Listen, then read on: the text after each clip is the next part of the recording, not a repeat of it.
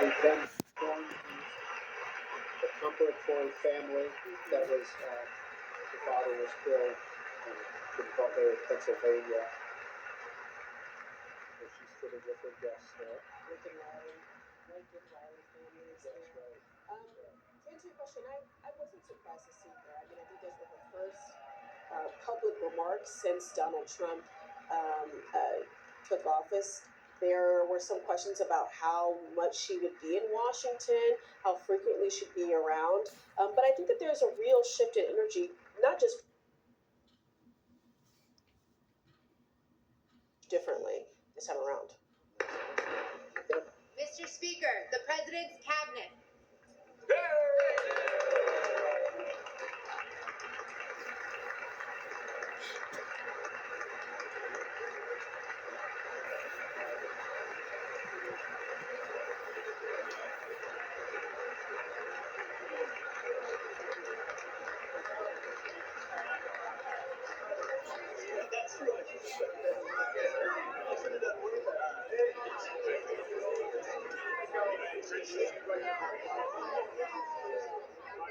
And now the cabinet is coming in. Secretary of State Rubio, Secretary of the Treasury Bissett. We saw there as well.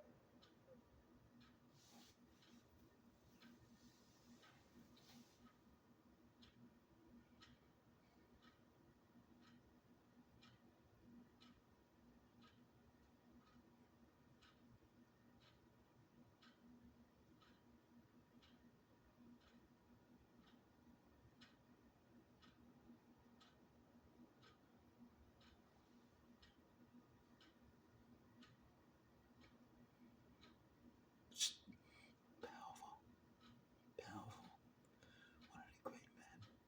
One of the great ones. He'll be president of the United States.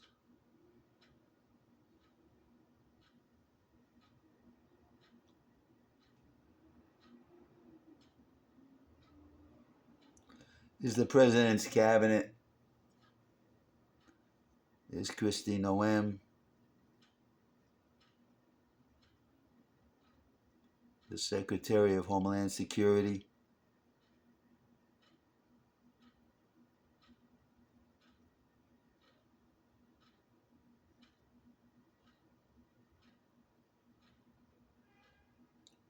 Secretary of Agriculture.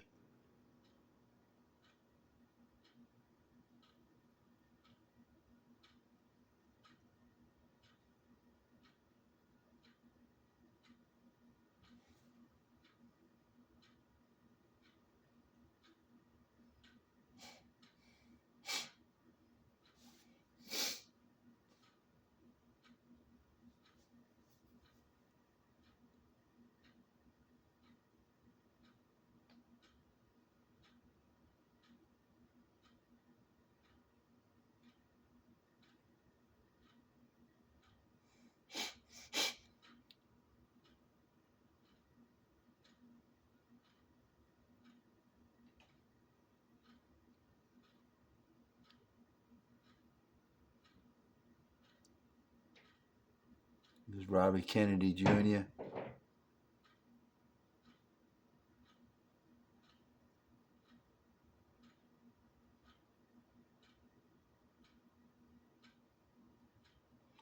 There's the Vice President and then the Speaker. Two young men.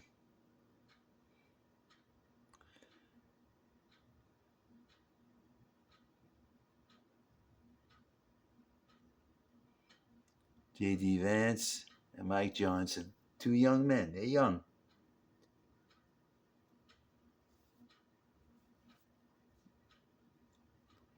They're in charge of the government. They're the big policymakers, along with the president.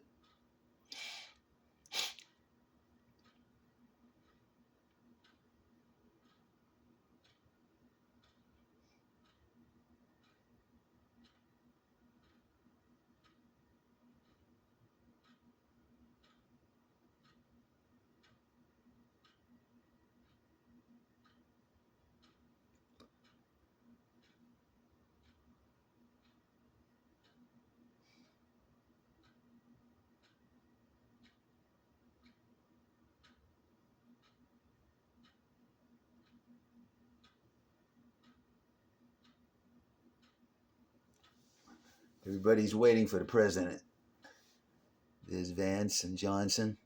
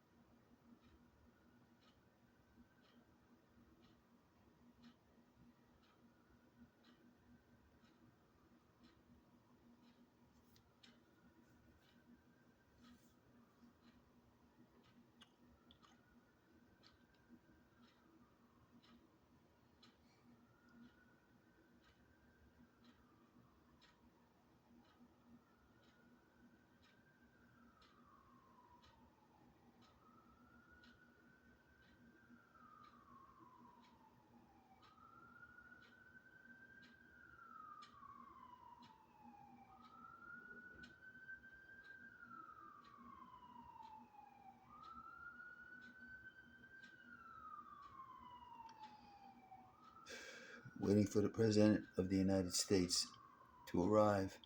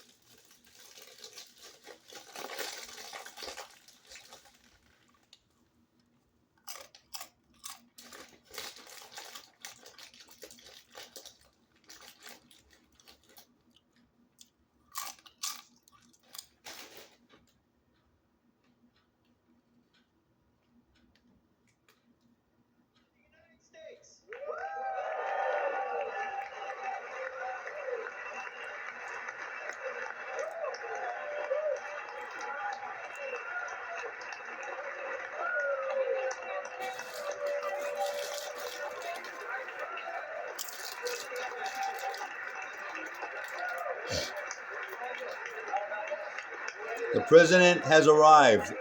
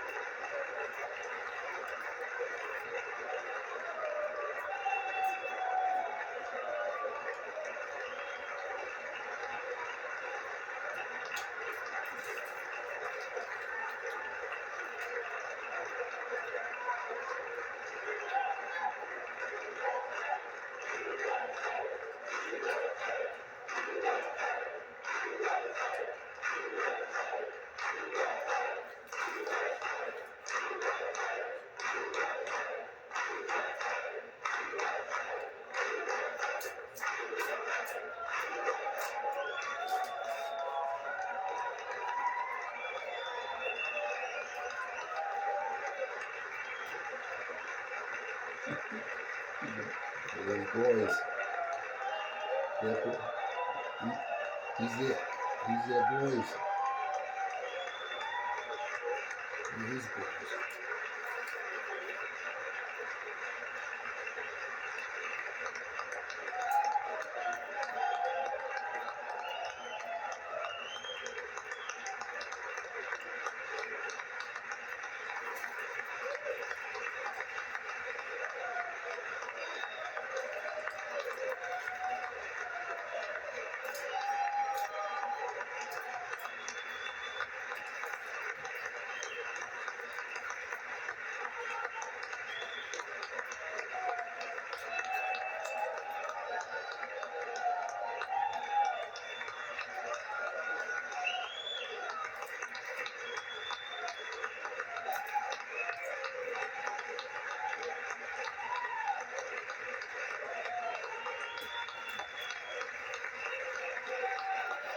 Thank you.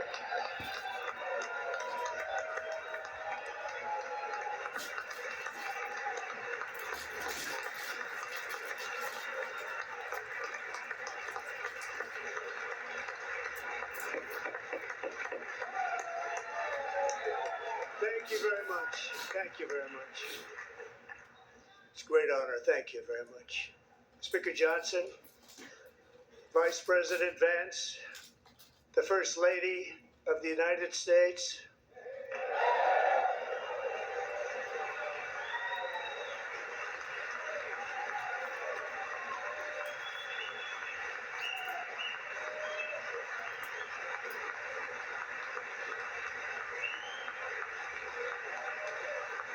Democrats are so stupid.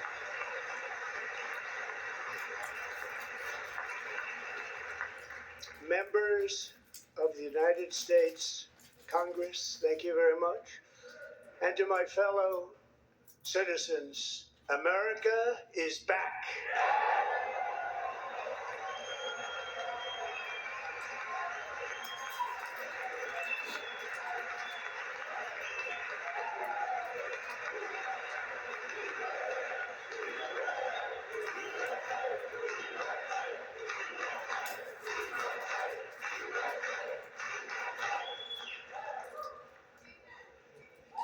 6 weeks ago, I stood beneath the dome of this Capitol and proclaimed the dawn of the golden age of America.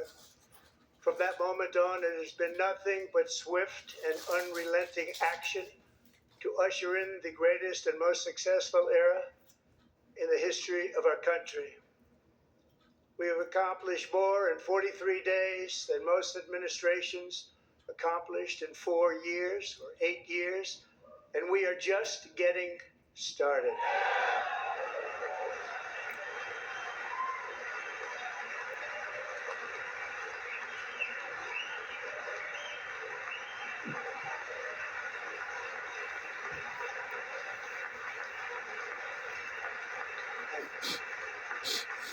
I return to this chamber tonight to report that America's momentum is back, our spirit is back, our pride is back, our confidence is back, and the American dream is surging bigger and better than ever before.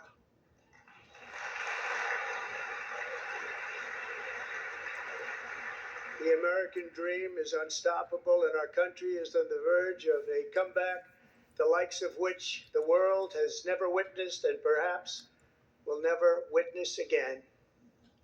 There's never been anything like it. The presidential election of November 5th was a mandate like has not been seen in many decades. We won all 7 swing states, giving us an electoral college victory of 312 votes.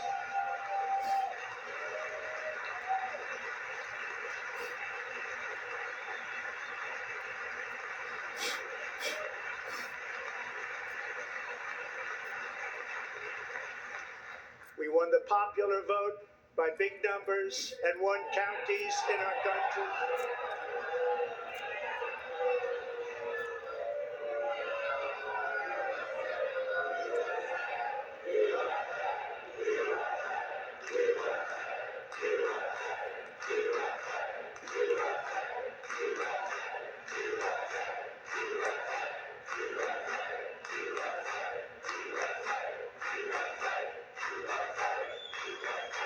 And won counties in our country, 2,700 to 525. But a map that reads almost completely red for Republican.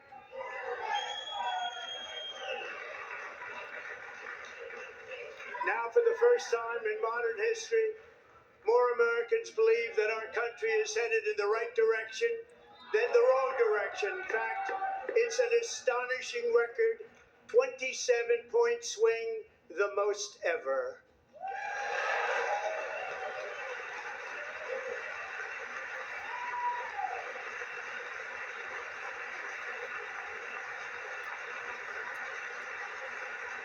Likewise, small business optimism saw its single largest one-month gain ever recorded, a 41-point jump.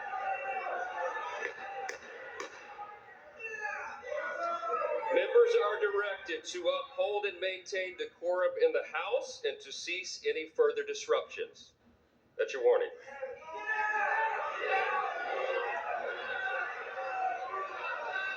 Members are engaging in willful and continuing breach of decorum, and the chair is prepared to direct the Sergeant at Arms to restore order to the joint session.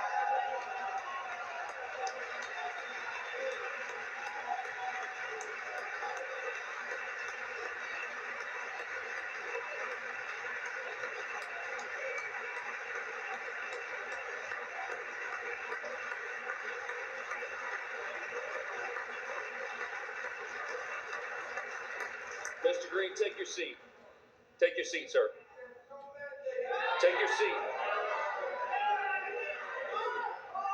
Finding that members continue to engage in willful and concerted disruption of proper decorum, the chair now directs the Sergeant at Arms to restore order.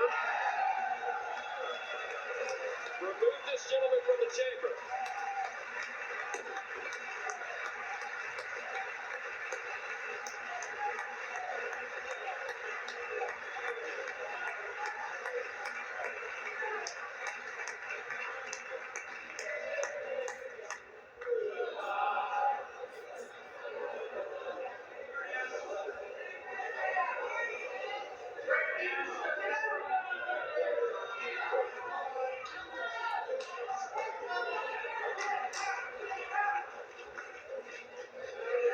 Members are directed to uphold and maintain decorum in the House. Mr. President, you continue. Thank you. Over the past 6 weeks, I have signed nearly 100 executive orders and taken more than 400 executive actions, a record to restore common sense, safety, optimism, and wealth all across our wonderful land. The people elected me to do the job, and I'm doing it.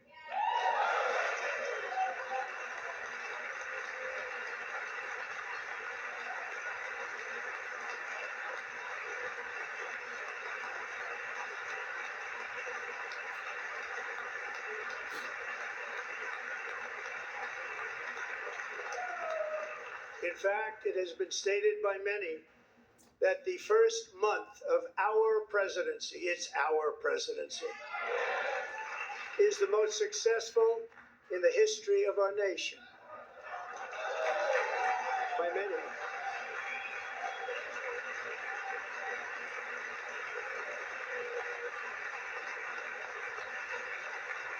And what makes it even more impressive is that, do you know who number 2 is? George Washington. How about that? I don't know about that list, but we'll take it. Within hours of taking the oath of office, I declared a national emergency on our southern border, and I deployed the U.S. military and Border Patrol to repel the invasion of our country. And what a job they've done. As a result, illegal border crossings last month were by far the lowest ever recorded, ever.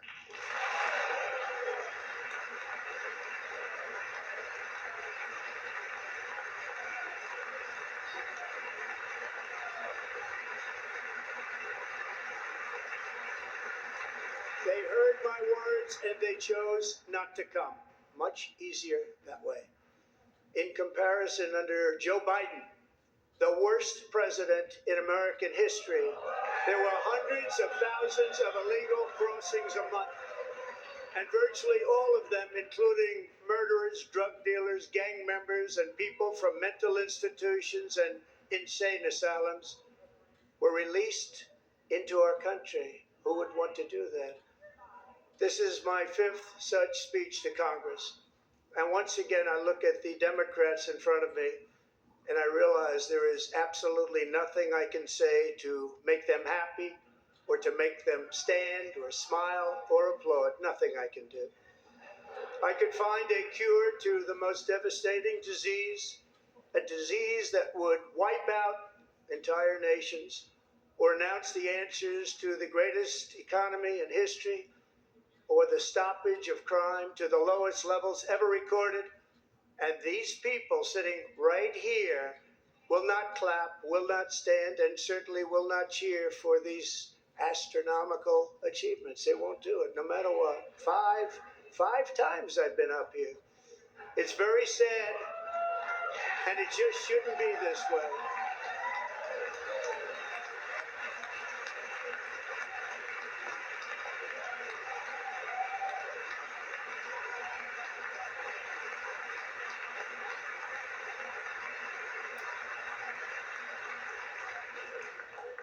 So Democrats sitting before me, for just this one night, why not join us in celebrating so many incredible wins for America?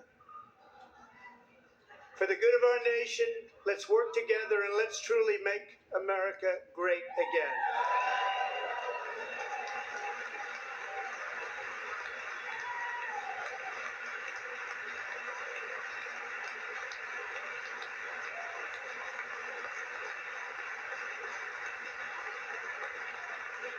Every day my administration is fighting to deliver the change America needs to bring a future that America deserves, and we're doing it. This is a time for big dreams and bold action. Upon taking office, I imposed an immediate freeze on all federal hiring, a freeze on all new federal regulations, and a freeze on all foreign aid.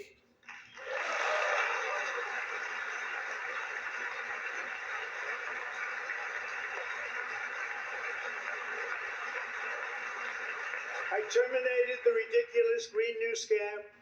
I withdrew from the unfair Paris Climate Accord, which was costing us trillions of dollars that other countries were not paying.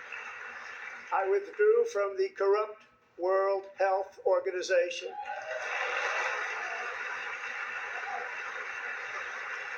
And I also withdrew from the anti-American UN Human Rights Council.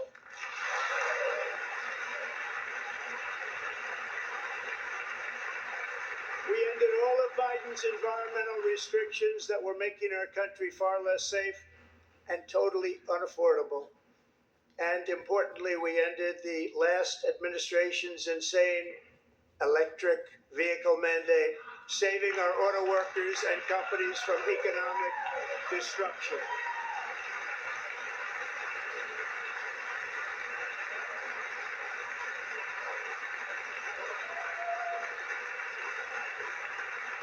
To unshackle our economy, I have directed that for every one new regulation, 10 old regulations must be eliminated, just like I did in my very successful first term.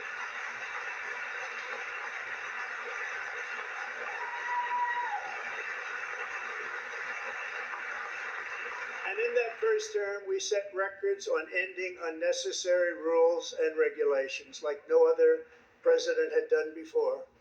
We ordered all federal workers to return to the office. They will either show up for work in person or be removed from their job.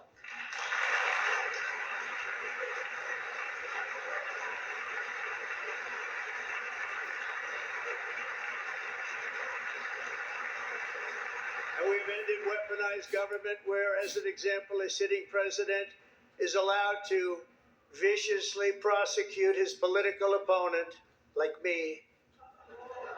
How did that work out? Not too good. Not too good.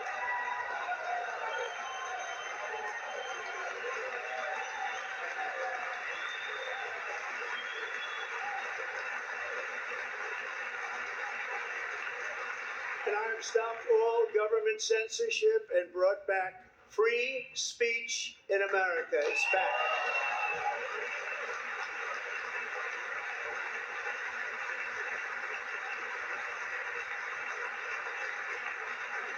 And 2 days ago, I signed an order making English the official language of the United States of America.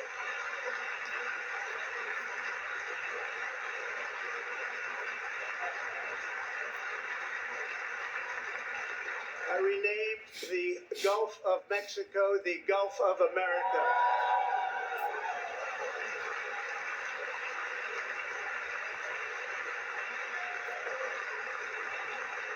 And likewise, I renamed, for a great president, William McKinley, Mount McKinley again. Beautiful Alaska. I love Alaska. We've ended the tyranny of so-called diversity, equity, and inclusion policies all across the entire federal government and indeed the private sector and our military. And our country will be woke no longer.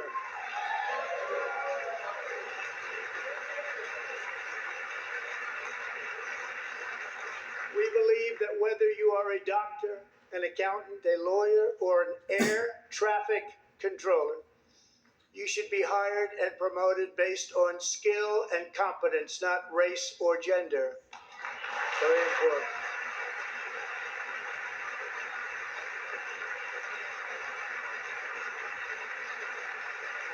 You should be hired based on merit. And the Supreme Court, in a brave and very powerful decision, has allowed us to do so. Thank you. Thank you very much. We have removed the poison of critical race theory from our public schools, and I signed an order making it the official policy of the United States government that there are only two genders, male and female.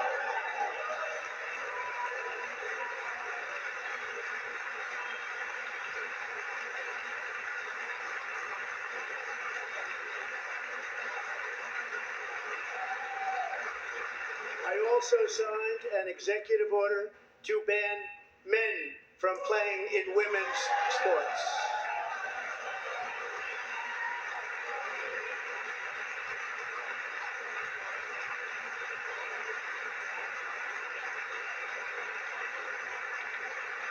Three years ago, Peyton McNabb was an all-star high school athlete, one of the best, preparing for a future in college sports. But when her girls' volleyball match was invaded by a male, he smashed the ball so hard in Peyton's face, causing traumatic brain injury, partially paralyzing her right side, and ending her athletic career. It was a shot like she's never seen before. She's never seen anything like it. Peyton is here tonight in the gallery, and Peyton, from now on, schools will kick the men off the girls' team, or they will lose all federal funding.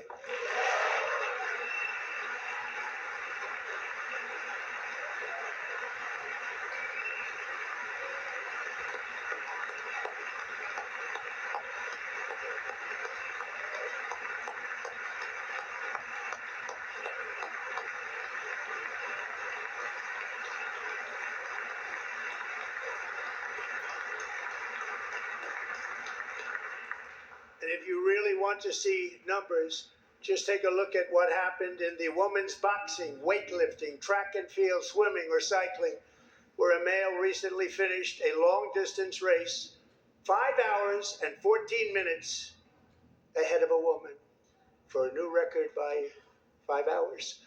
Broke the record by 5 hours. It's demeaning for women, and it's very bad for our country. We're not going to put up with it any longer.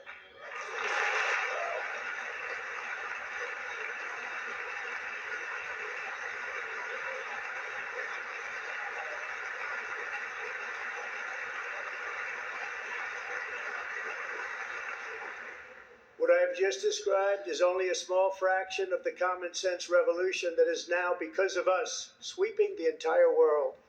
Common sense has become a common theme, and we will never go back. Never. Never going to let that happen. Among my very highest priorities is to rescue our economy and get dramatic and immediate relief to working families. As you know, we inherited from the last administration an economic catastrophe and an inflation nightmare. Their policies drove up energy prices, pushed up grocery costs, and drove the necessities of life out of reach for millions and millions of Americans. They've never had anything like it. We suffered the worst inflation in 48 years, but perhaps even in the history of our country. They're not sure. As president, I'm fighting every day to reverse this damage and make America affordable again.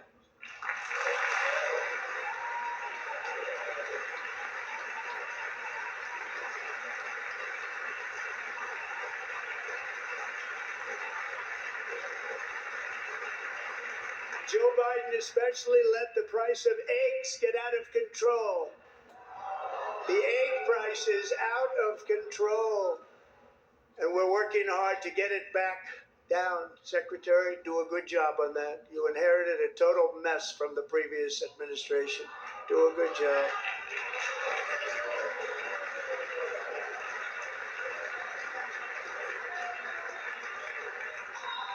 A major focus of our fight to defeat inflation is rapidly reducing the cost of energy. The previous administration cut the number of new oil and gas leases by 95%, slowed pipeline construction to a halt, and closed more than 100 power plants. We are opening up many of those power plants right now.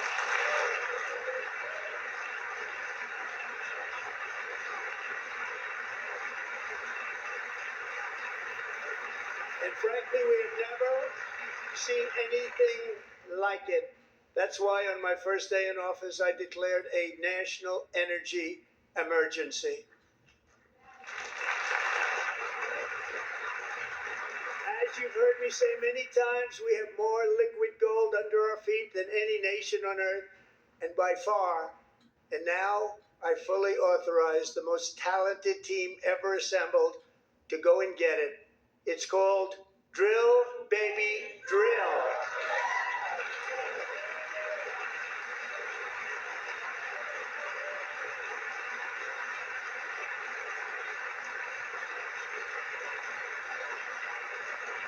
My administration is also working on a gigantic natural gas pipeline in Alaska, among the largest in the world, where Japan, South Korea, and other nations want to be our partner with investments of trillions of dollars each. There's never been anything like that one.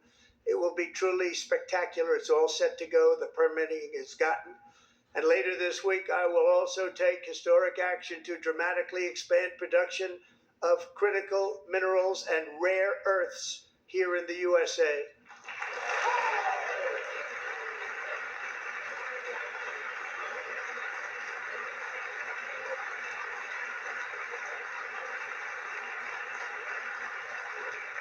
To further combat inflation, we will not only be reducing the cost of energy, but will be ending the flagrant waste of taxpayer dollars.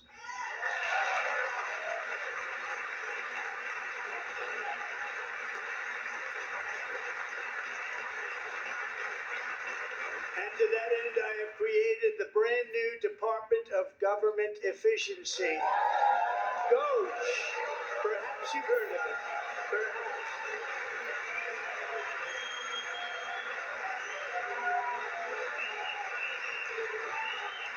Which is headed by Elon Musk, who is in the gallery tonight.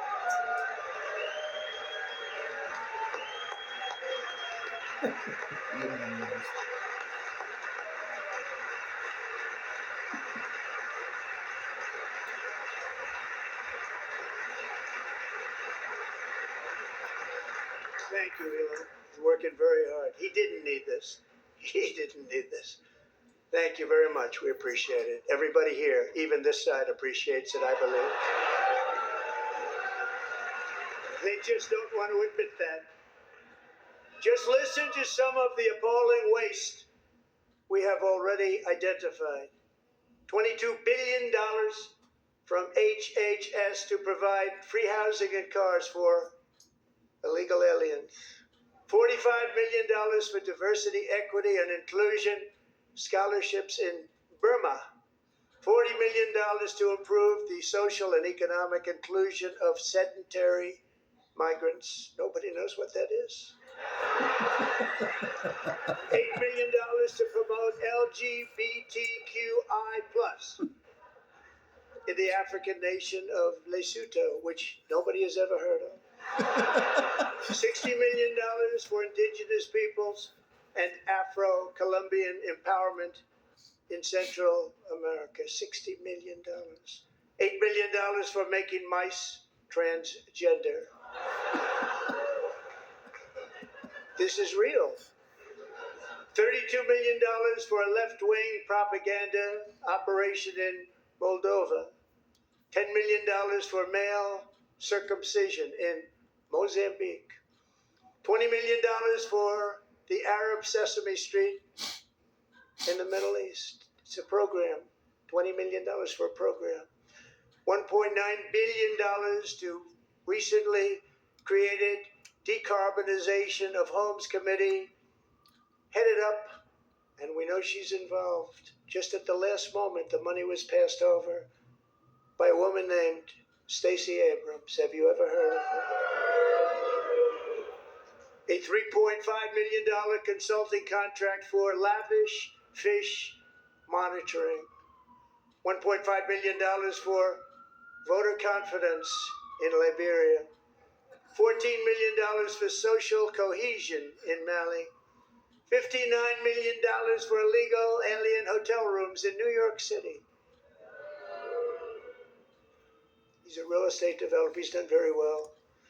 $250,000 to increase vegan local climate action innovation in Zambia. $42 million for social and behavior change in Uganda. $14 million for improving public procurement in Serbia. $47 million for improving learning outcomes in Asia. Asia's doing very well with learning. You know what we're doing. We should use it ourselves. And $101 million for DEI contracts at the Department of Education. The most ever paid, nothing even like it. Under the Trump administration, all of these scams, and they're far worse, but I didn't think it was appropriate to talk about them. They're so bad. Many more have been found out and exposed and swiftly terminated by a group of very intelligent, mostly young people, headed up by Elon, and we appreciate it. We found hundreds of billions of dollars of fraud.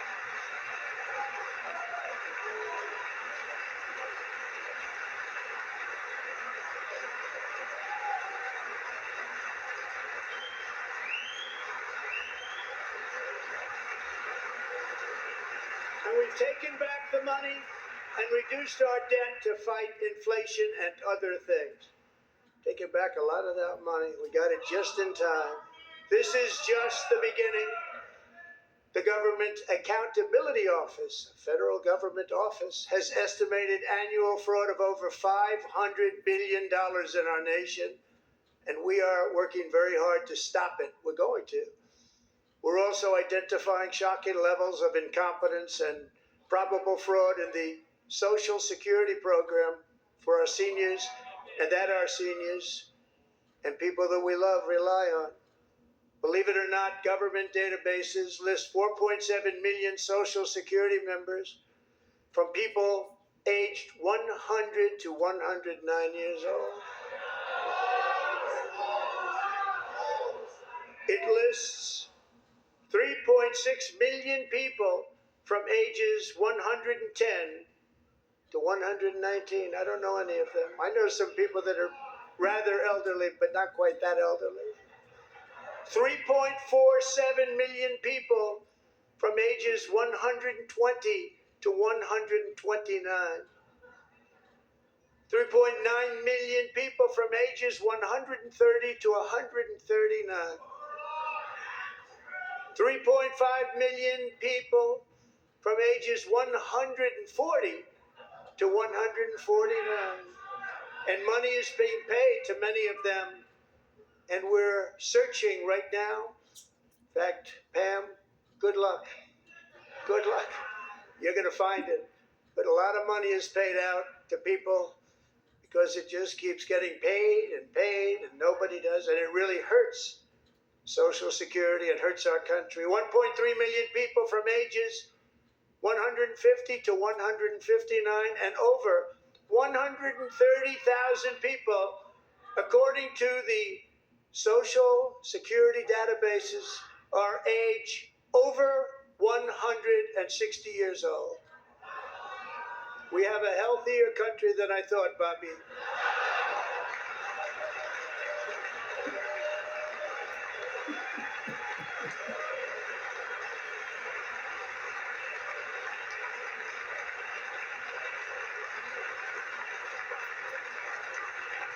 Including, to finish, 1,039 people between the ages of 220 and 229.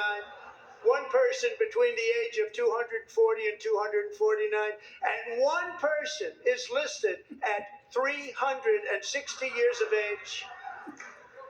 More than 100 years older than our country. So we're going to find out where that money's going. And it's not going to be pretty. By slashing all of the fraud, waste, and theft we can find, we will defeat inflation, bring down mortgage rates, lower car payments and grocery prices, protect our seniors, and put more money in the pockets of American families.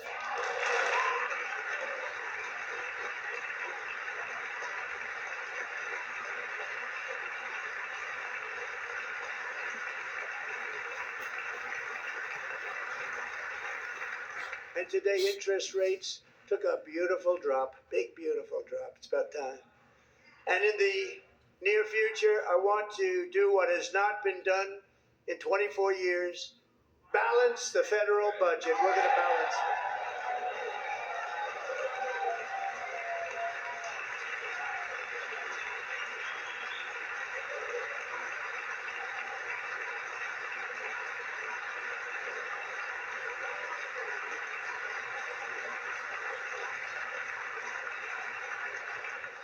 With that goal in mind, we have developed in great detail what we are calling the Gold Card, which goes on sale very, very soon.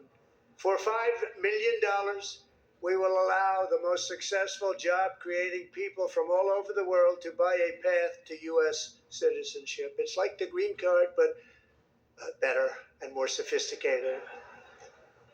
And these people will have to pay tax in our country. They won't have to pay tax from where they came. The money that they've made, you wouldn't want to do that, but they have to pay tax, create jobs.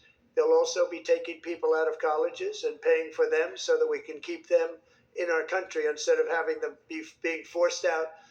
Number one, at the top school, as an example, being forced out and not being allowed to stay and create tremendous numbers of jobs and great success for a company out there. So while we take out the criminals, killers, traffickers, and child predators who are allowed to enter our country under the open border policy of these people, the Democrats, the Biden administration, the open border insane policies that you've allowed to destroy our country, we will now bring in brilliant, hardworking, job-creating people. They're going to pay a lot of money, and we're going to reduce our debt with that money.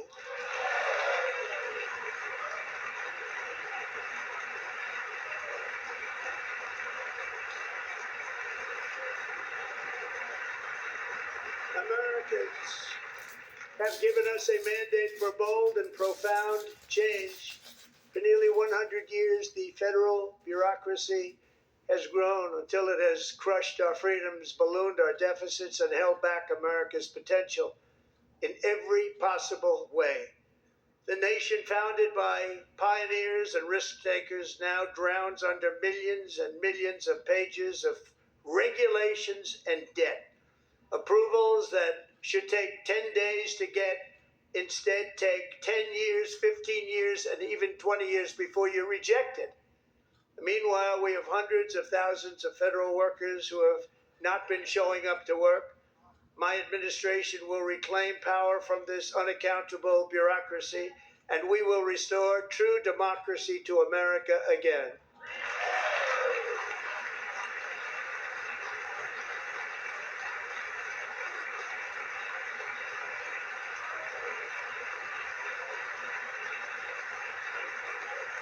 And any federal bureaucrat who resists this change will be removed from office immediately. Because we are draining the swamp. It's very simple. And the days of rule by unelected bureaucrats are over.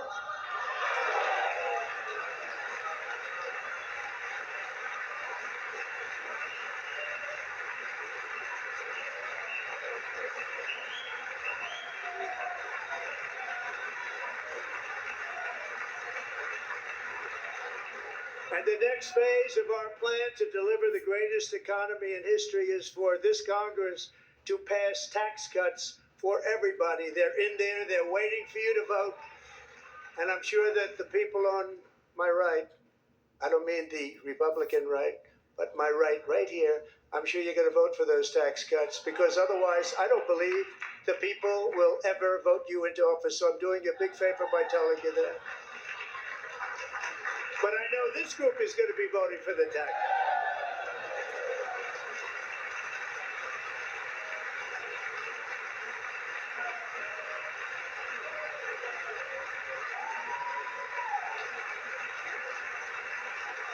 Thank you.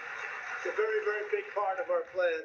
We had tremendous success in our first term with it. A very big part of our plan. We're seeking permanent income tax cuts all across the board. And to get urgently needed relief to Americans hit especially hard by inflation, I'm calling for no tax on tips, no tax on overtime, and no tax on Social Security benefits for our great seniors.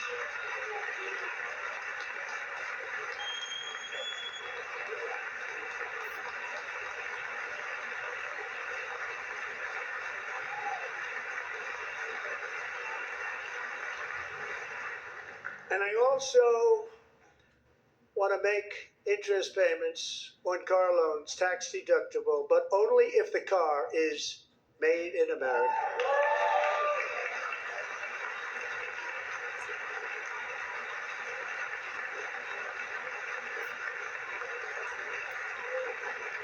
And by the way, we're going to have growth in the auto industry like nobody's ever seen. Plants are opening up all over the place. Deals are being made. Never seen. That's a combination of the election win and tariffs. It's a beautiful word, isn't it? That, along with our other policies, will allow our auto industry to absolutely boom. It's going to boom. Spoke to the majors today, all three, the top people, and they're so excited. In fact, already numerous car companies have announced that they will be building massive automobile plants in America, with Honda just announcing a new plant in Indiana, one of the largest anywhere in the world.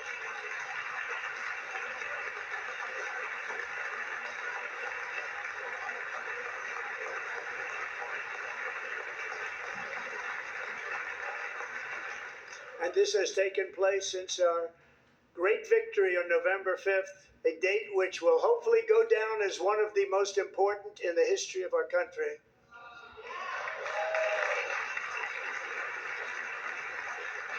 In addition, as part of our tax cuts, we want to cut taxes on domestic production and all manufacturing. And just as we did before, we will provide 100% expensing. It will be retroactive to January 20th, 2025. And it was one of the main reasons why our tax cuts were so successful in our first term, giving us the most successful economy in the history of our country. First term. We had a great first term. If you don't make your product in America, however, under the Trump administration, you will pay a tariff, and in some cases, a rather large one. Other countries have used tariffs against us for decades, and now it's our turn to start using them against those other countries. On average, the European Union, China, Brazil, India, Mexico, and Canada, have you heard of them? And countless other nations charge us tremendously higher tariffs than we charge them. It's very unfair. India charges us auto tariffs higher than 100%. China's average tariff on our products is twice what we charge them. And South Korea's average tariff is 4 times higher. Think of that, 4 times higher. And we give so much help militarily and in so many other ways to South Korea. But that's what happens. This is happening by friend and foe. This system is not fair to the United States and never was. And so on April 2nd, I wanted to make it April 1st, but I didn't want to be accused of April Fool's Day. That's not, just one day was cost us a lot of money. But we're going to do it in April. I'm a very superstitious person. April 2nd, reciprocal tariffs kick in. And whatever they tariff us, other countries, we will tariff them. That's reciprocal, back and forth. Whatever they tax us, we will tax them. If they do non-monetary tariffs to keep us out of their market, then we will do non-monetary barriers to keep them out of our market. There's a lot of that too. They don't even allow us in their market. We will take in trillions and trillions of dollars and create jobs like we have never seen before.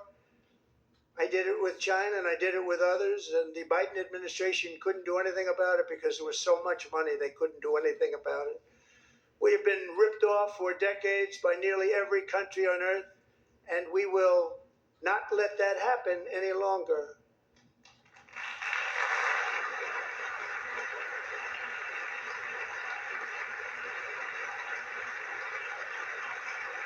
Much has been said over the last 3 months about Mexico and Canada, but we have very large deficits with both of them. But even more importantly, they've allowed fentanyl to come into our country at levels never seen before, killing hundreds of thousands of our citizens and many very young, beautiful people, destroying families. Nobody's ever seen anything like it.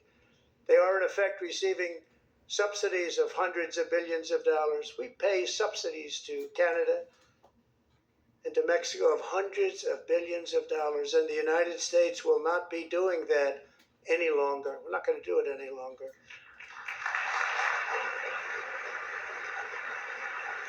Thanks to our America First policies we're putting into place, we have had $1.7 trillion of new investment in America in just the past few weeks. The combination of the election and our economic policies that people of SoftBank, one of the most brilliant anywhere in the world, announced a $200 billion investment. OpenAI and Oracle, Larry Ellison, announced $500 billion investment, which they wouldn't have done if Kamala had won. Apple announced $500 billion investment. Tim Cook called me. He said, I cannot spend it fast enough. It's going to be much higher than that, I believe. They'll be building their plants here instead of in China. And just yesterday, Taiwan Semiconductor, the biggest in the world, most powerful in the world, has a tremendous amount, 97% of the market, announced a $165 billion investment to build the most powerful chips on earth right here in the USA.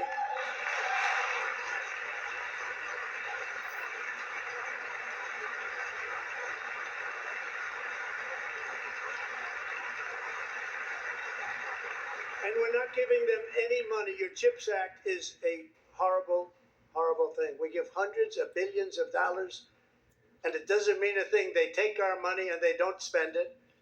All that meant to them, we're giving them no money.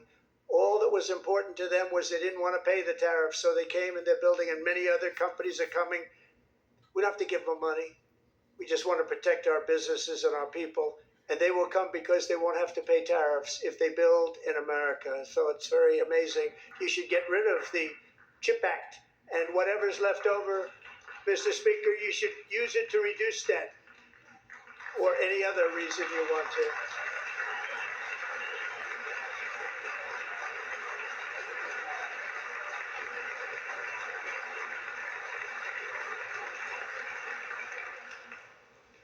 Our new trade policy will also be great for the American farmer. I love the farmer. Who will now be selling into our home market, the USA, because nobody is going to be able to compete with you. Because there's goods that come in from other countries and companies. They're really in a bad position in so many different ways. They're uninspected. They may be very dirty and disgusting, and they come in and they pour in and they hurt our American farmers. The tariffs will go on agricultural product coming into America, and our farmers, starting on April 2nd, it may be a little bit of an adjustment period. We had that before when I made the deal with China, $50 billion of purchases, and I said, just bear with me, and they did. They did. Probably have to bear with me again, and this will be even better. That was great. The problem with it was that Biden didn't enforce it. He didn't enforce it. $50 billion of purchases, and we were doing great, but Biden did not enforce it, and it hurt our farmers. But our farmers are going to have a field day right now. So to our farmers, have a lot of fun. I love you too. I love you too. It's all going to happen.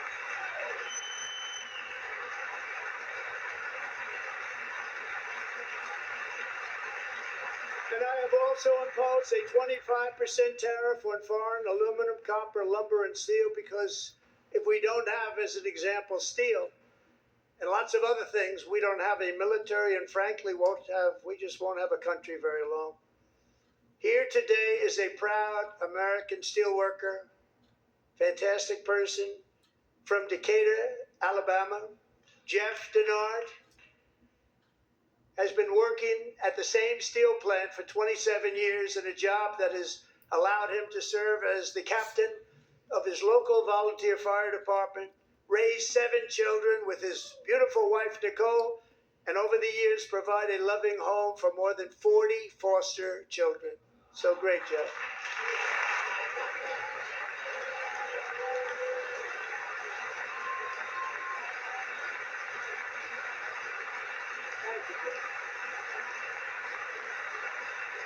Thank you, Jeff.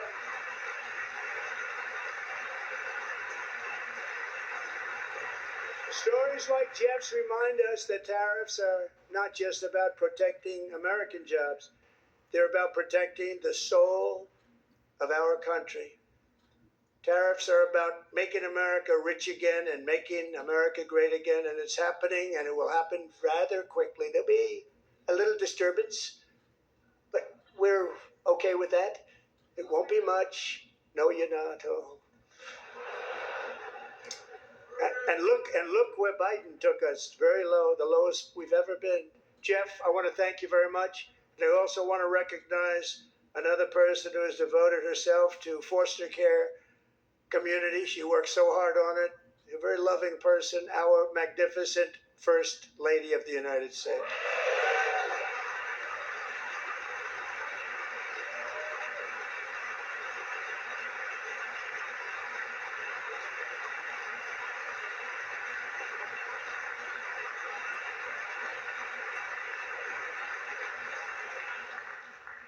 Melania's work has yielded incredible results, helping prepare our nation's future leaders as they enter the workforce. Our First Lady is joined by 2 impressive young women, very impressive.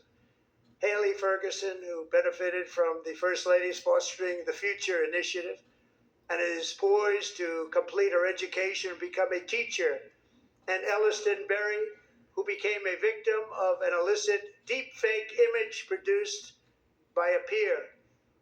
With Elliston's help, the Senate just passed the Take It Down Act, and this is so important. Thank you very much, John. John Thune, thank you. Stand up, John.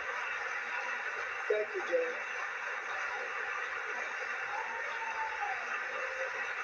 Thank you all very much.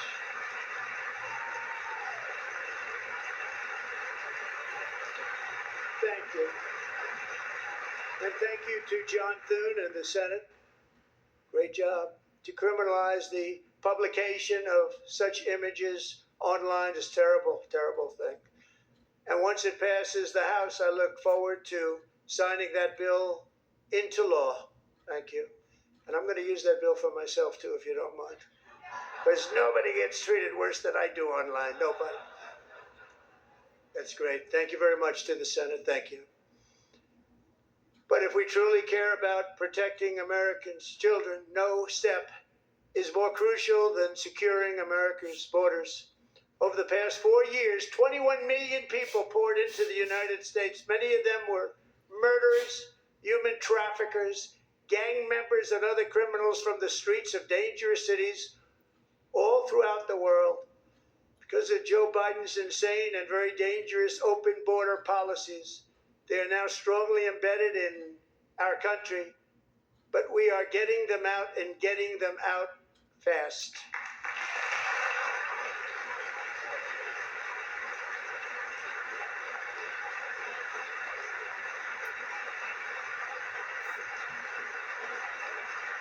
And I want to thank Tom Homan and Christy. I want to thank you and Paul of Border Patrol. I want to thank you. What a job they've all done. Everybody, Border Patrol, ICE, well, law enforcement in general is incredible. We have to take care of our law enforcement. Have to.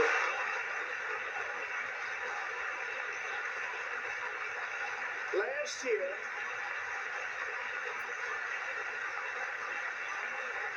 a brilliant 22-year-old nursing student named Laken Riley, the best in her class, admired by everybody, went out for a jog on the campus of the University of Georgia.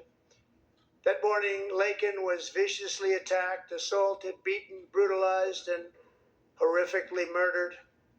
Laken was stolen from us by a savage illegal alien gang member who was arrested while trespassing across Biden's open southern border and then set loose into the United States under the heartless policies of that failed administration. It was indeed a failed administration. He had then been arrested and released in a Democrat-run sanctuary city, a disaster, before ending the life of this beautiful young angel. With us this evening are Laken's beloved mother, Allison, and her sister, Lauren.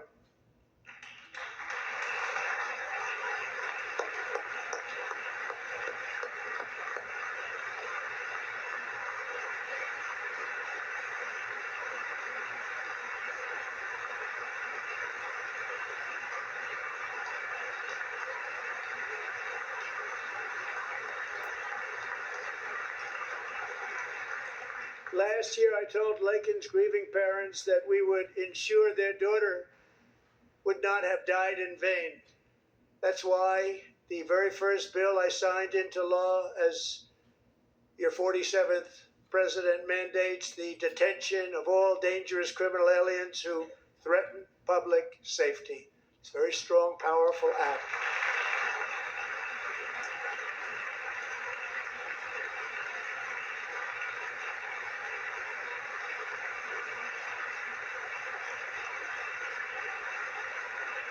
It's called the Laken-Riley Act. So Allison and Lauren, America will never, ever forget our beautiful Laken Hope Riley.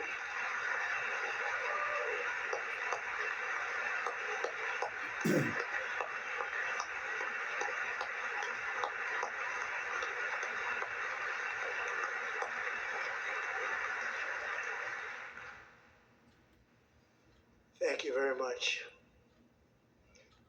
Since taking office, my administration has launched the most sweeping border and immigration crackdown in American history, and we quickly achieved the lowest numbers of illegal border crossers ever recorded. Thank you.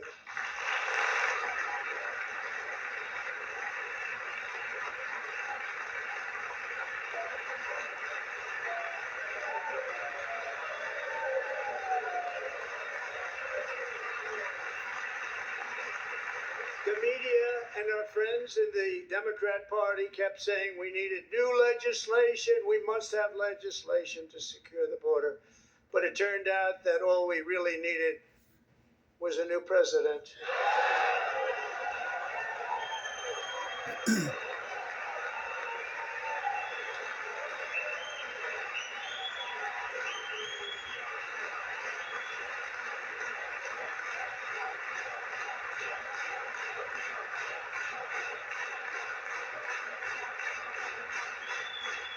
Thank you. Joe Biden didn't just open our borders, he flew illegal aliens over them to overwhelm our schools, hospitals, and communities throughout the country. Entire towns like Aurora, Colorado, and Springfield, Ohio, buckled under the weight of the migrant occupation and corruption like nobody's ever seen before. Beautiful towns destroyed. Now, just as I promised in my inaugural address, we are achieving the great liberation of America.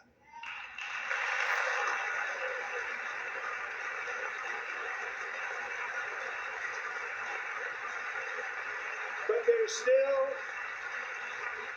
is much work to be done. Here tonight is a woman I have gotten to know, Alexis Nungary from Houston.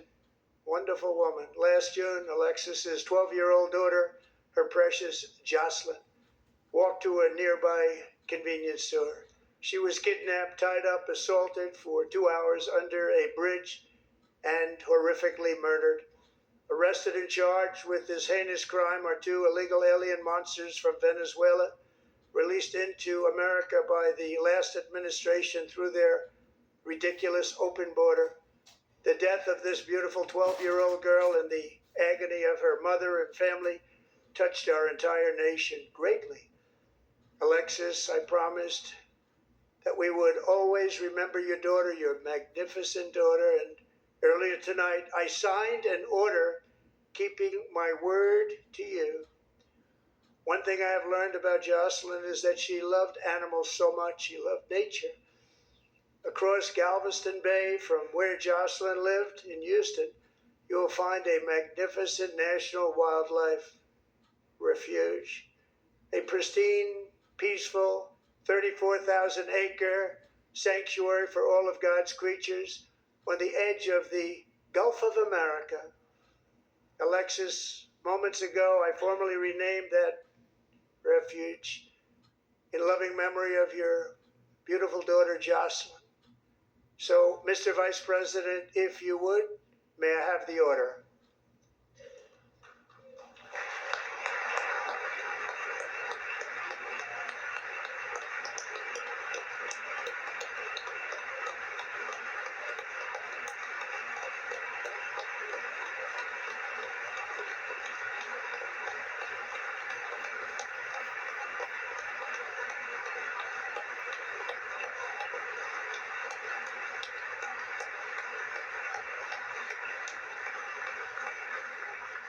Thank you very much.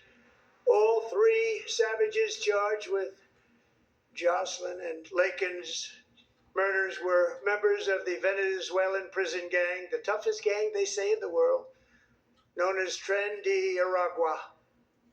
2 weeks ago, I officially designated this gang, along with MS-13 and the bloodthirsty Mexican drug cartels, as foreign terrorist organizations.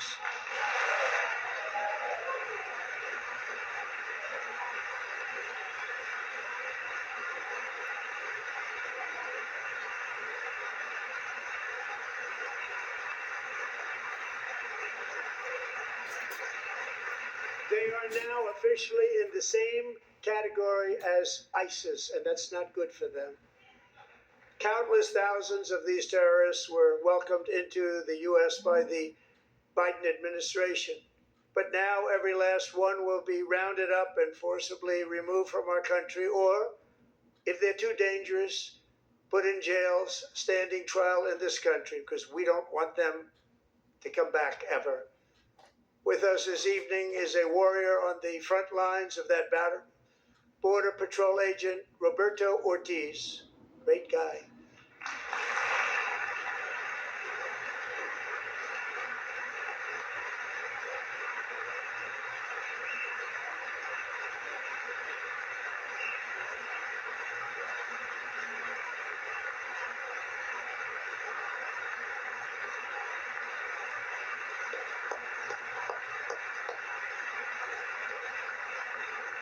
In January, Roberto and another agent were patrolling by the Rio Grande, near an area known as Cartel Island. Doesn't sound too nice to me.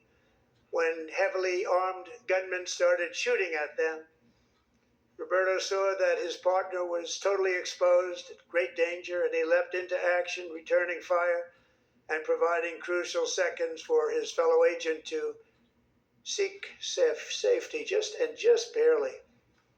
I have some of the prints of that event, and it was not good. Agent Ortiz, we salute you for your great courage and for your line of fire that you took, and for the bravery that you showed. We honor you, and we will always honor you. Thank you, Roberto, very much.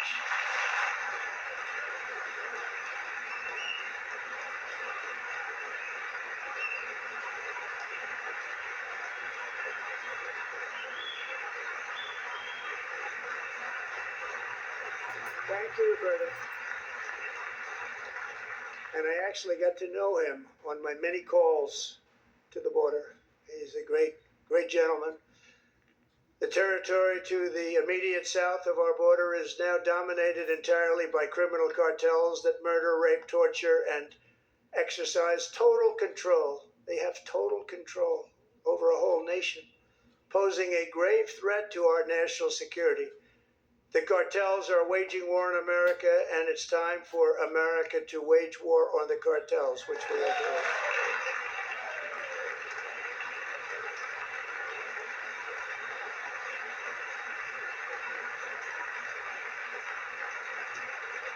Five nights ago, Mexican authorities, because of our tariff policies being imposed on them, think of this, handed over to us 29 of the biggest cartel leaders in their country. That has never happened before. They want to make us happy. First time ever. But we need Mexico and Canada to do much more than they've done, and they have to stop the fentanyl and drugs pouring into the USA. They're going to stop it. I have sent Congress a detailed funding request laying out exactly how we will eliminate these threats to protect our homeland and complete the largest deportation operation in American history, larger even than current record holder President Dwight D. Eisenhower, a moderate man, but someone who believed very strongly in borders. Americans expect Congress to send me this funding without delay so I can sign it into law. So, Mr. Speaker, John Thune, both of you, I hope you're going to be able to do that, Mr. Speaker. Thank you. Mr. Leader, thank you. Thank you very much. And let's get it to me. I'll sign it so fast, you won't even believe it.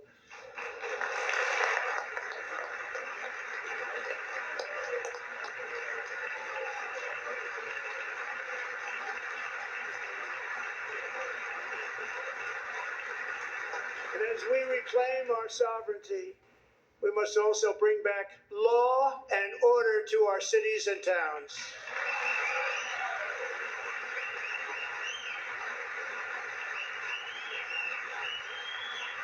In recent years, our justice system has been turned upside down by radical left lunatics.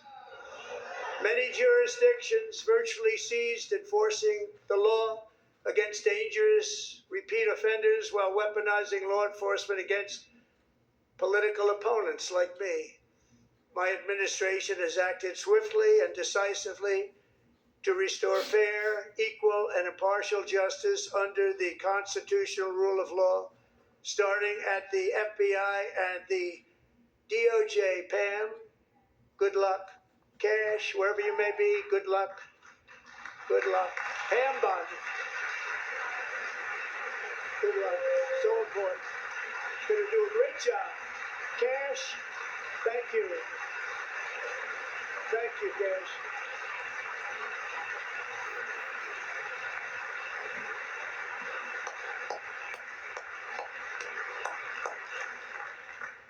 They've already started very strong. They're going to do a fantastic job. You're going to be very proud of them.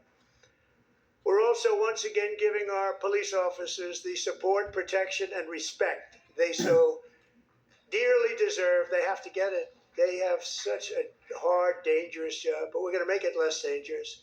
The problem is the bad guys don't respect the law, but they're starting to respect it, and they soon will respect it.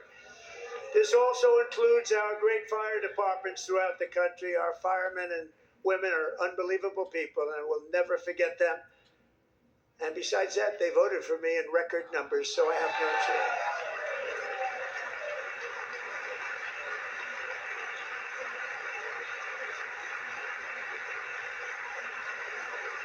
One year ago this month, 31-year-old New York police officer Jonathan Diller, unbelievably wonderful person and a great officer, was gunned down at a traffic stop on Long Island. I went to his funeral. The vicious criminal charged with his murder had 21 prior arrests, and they were rough arrests. He was a real bad one. The thug in the seat next to him had 14 prior arrests, and went by the name of Killer. He was Killer. He killed other people, they say, a lot of them. I attended Officer Diller's service, and when I met his wife and one-year-old son, Ryan, it was very inspirational, actually. His widow's name is Stephanie, and she is here tonight. Stephanie, thank you very much, Stephanie. Thank you very much.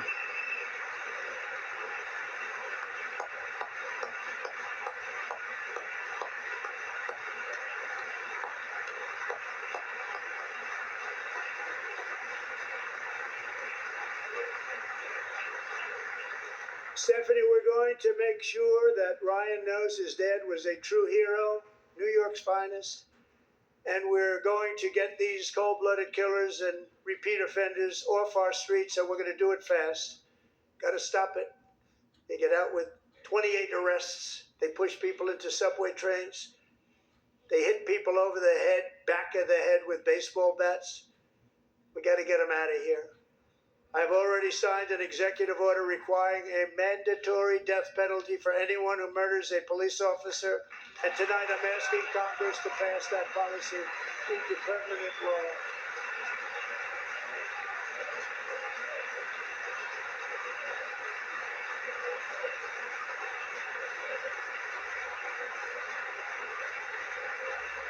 I'm also asking for a new crime bill getting tough on repeat offenders while enhancing protections for America's police officers so they can do their jobs without fear of their lives being totally destroyed. They don't want to be killed. We're not going to let them be killed. Joining us in the gallery tonight is a young man who truly loves our police. His name is DJ Daniel. He is 13 years old, and he has always dreamed of becoming a police officer.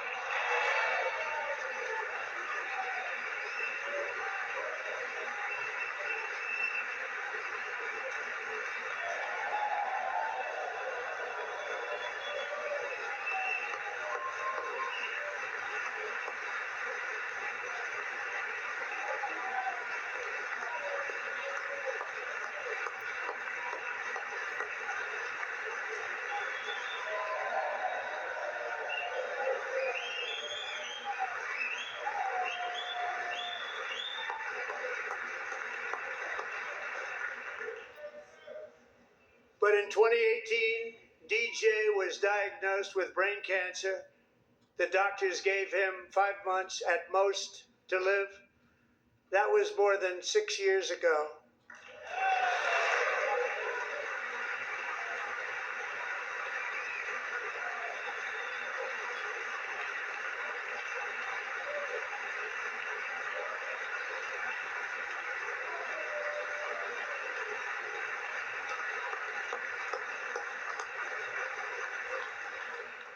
Since that time, DJ and his dad have been on a quest to make his dream come true, and DJ has been sworn in as an honorary law enforcement officer, actually a number of times. The police love him, the police departments love him.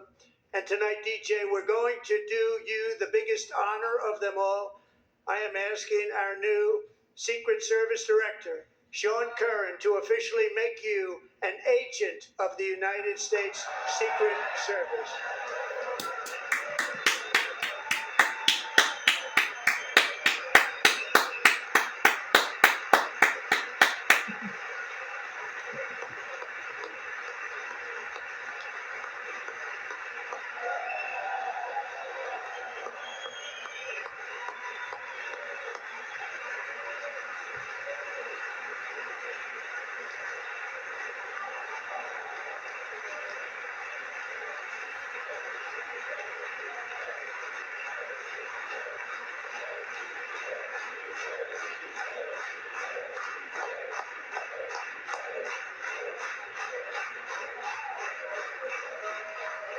Thank you, DJ. DJ's doctors believe his cancer likely came from a chemical he was exposed to when he was younger. Since 1975, rates of child cancer have increased by more than 40%. Reversing this trend is one of the top priorities for our new presidential commission to make America healthy again, chaired by our new Secretary of Health and Human Services, Robert F. Kennedy, Jr.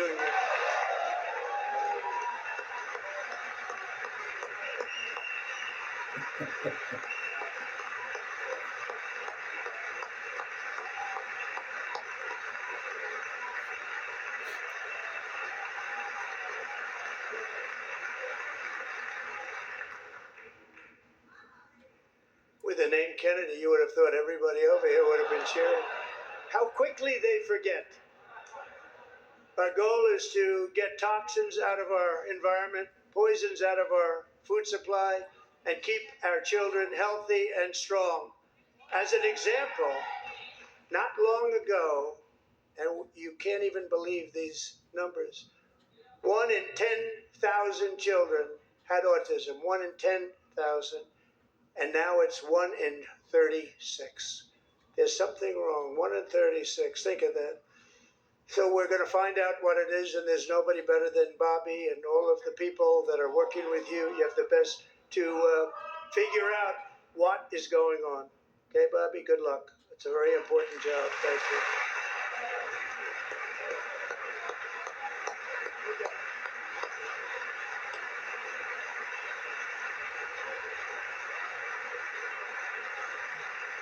Thank you. My administration is also working to protect our children from toxic ideologies in our schools. A few years ago, January Littlejohn and her husband discovered that their daughter's school had secretly socially transitioned their 13-year-old little girl. Teachers and administrators conspired to deceive January and her husband while encouraging her daughter to use a new name and pronouns. They, them pronoun, actually, all without telling January, who is here tonight and is now a courageous advocate against this form of child abuse. January, thank you. Thank you very much.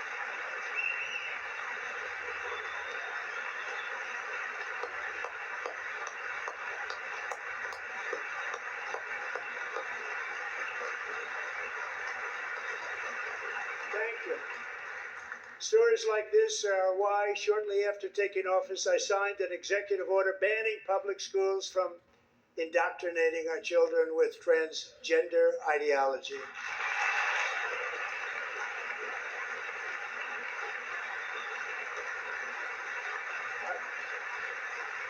I also signed an order to cut off all taxpayer funding to any institution that engages in the sexual mutilation of our youth.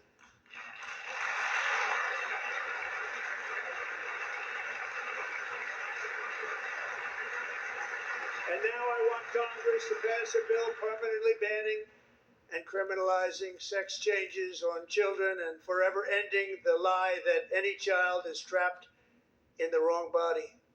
This is a big lie.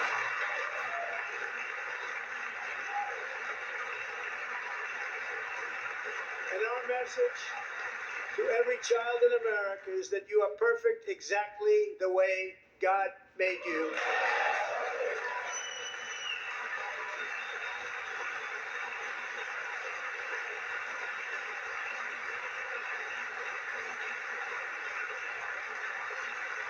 Because we're getting wokeness out of our schools and out of our military, and it's already out, and it's out of our society. We don't want it. Wokeness is trouble. Wokeness is bad. It's gone. It's gone. And we feel so much better for it, don't we? Don't we feel better?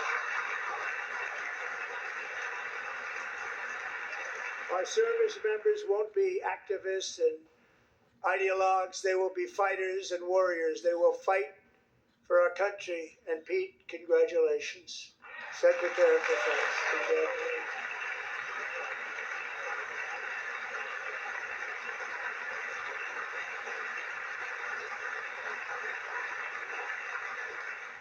And he's not big into the woke movement, I can tell you. I know him well. I am pleased to report that in January, the U.S. Army had its single best recruiting month in 15 years, and that all armed services are having among the best recruiting results ever in the history of our services. What a difference.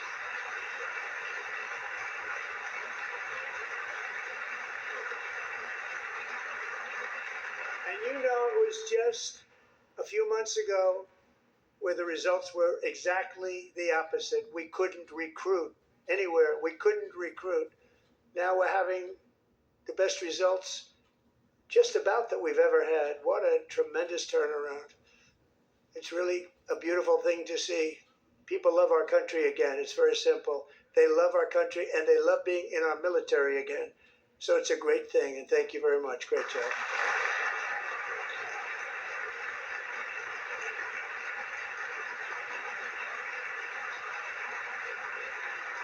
We're joined tonight by a young man, Jason Hartley, who knows the weight of that call of duty.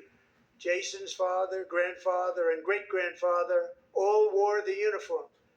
Jason tragically lost his dad, who was also a Los Angeles County Sheriff's deputy when he was just a boy, and now he wants to carry on the family legacy of service.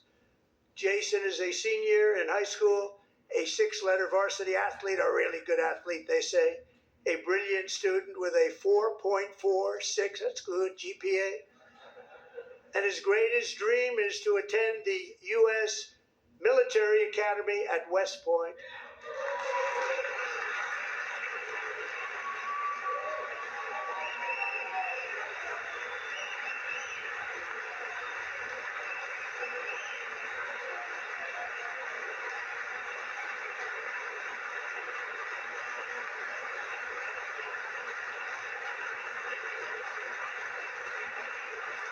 And Jason, that's a very big deal getting in. That's a hard one to get into. But I'm pleased to inform you that your application has been accepted. You will soon be joining the Corps of Kidder.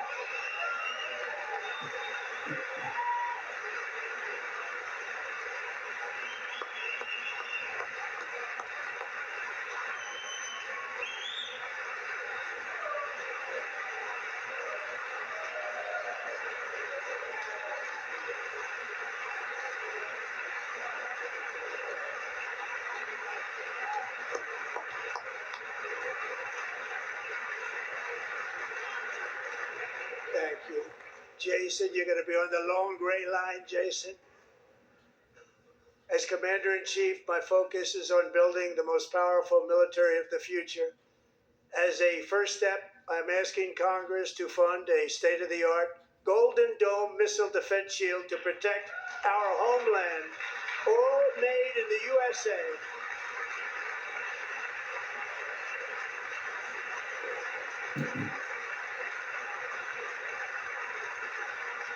Ronald Reagan wanted to do it long ago, but the technology just wasn't there, not even close. But now we have the technology. It's incredible, actually. And other places they have it. Israel has it. Other places have it. And the United States should have it too. Right, Tim? Right? They should have it too. So I want to thank you. But it's a very, very important. This is a very dangerous world. We should have it. We want to be protected, and we're going to protect our citizens like never before.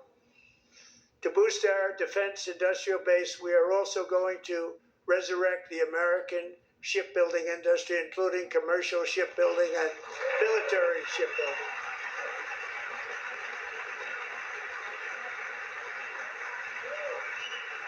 And for that purpose, I am announcing tonight that we will create a new Office of Shipbuilding in the White House and offer special tax incentives to bring this industry home to America where it belongs. We used to make so many ships.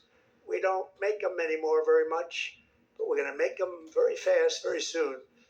It will have a huge impact. To further enhance our national security, my administration will be reclaiming the Panama Canal, and we've already started doing it.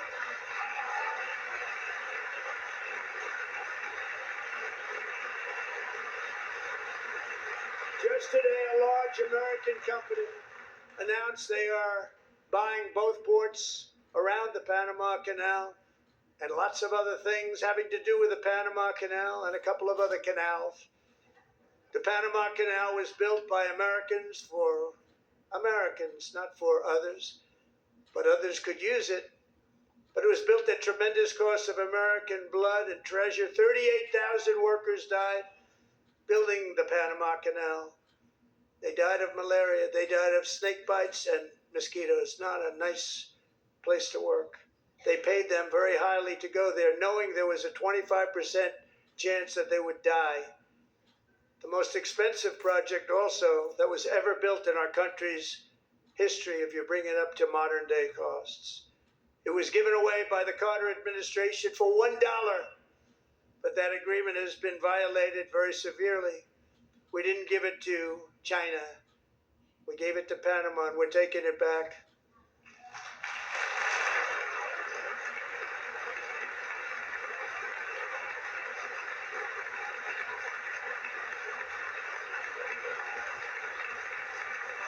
Now we have Marco Rubio in charge. Good luck, Marco. Now, we know who to blame if anything goes wrong. Marco's been amazing, and he's going to do a great job. Think of it, he got 100 votes. You know, he was approved with actually 99, but the 100th was this gentleman, and I feel very certain. So let's assume he got 100 votes. And I'm either very, very happy about that or I'm very concerned about it. But he's already proven. I mean, he's a great gentleman. He's respected by everybody, and we appreciate you voting for Marco. He's going to do a fantastic job. Thank you. Thank you. He's doing a great job. Great job. And I also have a message tonight for the incredible people of Greenland. We strongly support your right to determine your own future. And if you choose, we welcome you into the United States of America. We need Greenland for national security and even international security. And we're working with everybody involved to try and get it. But we need it really for international world security. And I think we're going to get it. One way or the other, we're going to get it. We will keep you safe. We will make you rich, and together we will take Greenland to heights like you have never thought possible before. It's a very small population, but very, very large piece of land and very, very important for military security. America is once again standing strong against the forces of radical Islamic terrorism. 3.5 years ago, ISIS terrorists killed 13 American service members and countless others in the Abbey Gate bombing during the disastrous and incompetent withdrawal from Afghanistan. Not that they were withdrawing, it was the way they withdrew. Perhaps the most embarrassing moment in the history of our country. Tonight I am pleased to announce that we have just apprehended the top terrorist responsible for that atrocity, and he is right now on his way here to face the swift sword of American justice.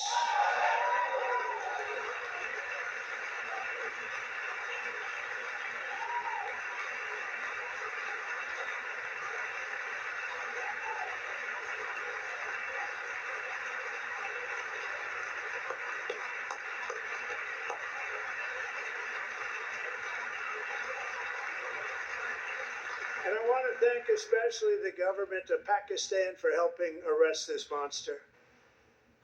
This was a very momentous day for those 13 families who I actually got to know very well, most of them, whose children were murdered, and the many people that were so badly, over 42 people, so badly injured on that fateful day in Afghanistan. What a horrible day. Such incompetence was shown. That when Putin saw what happened, I guess he said, wow, maybe this is my chance. That's how bad it was.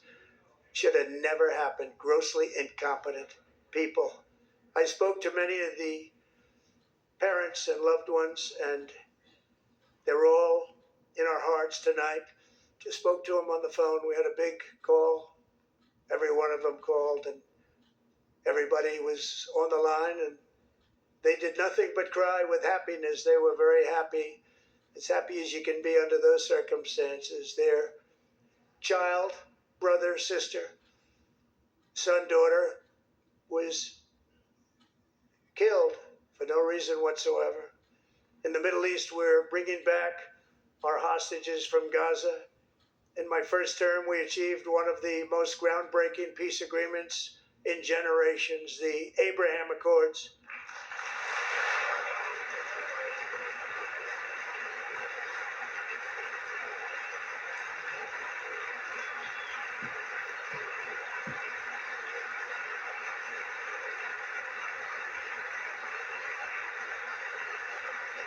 And now we're going to build on that foundation to create a more peaceful and prosperous future for the entire region. A lot of things are happening in the Middle East. People have been talking about that so much lately with everything going on with Ukraine and Russia. A lot of things are happening in the Middle East. It's a rough neighborhood, actually. I'm also working tirelessly to end the savage conflict in Ukraine.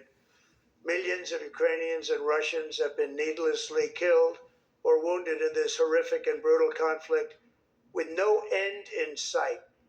The United States has sent hundreds of billions of dollars to support Ukraine's defense with no security, with no anything.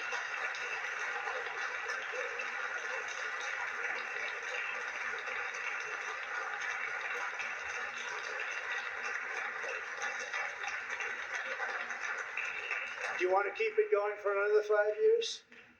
Yeah, you would say Pocahontas says yes.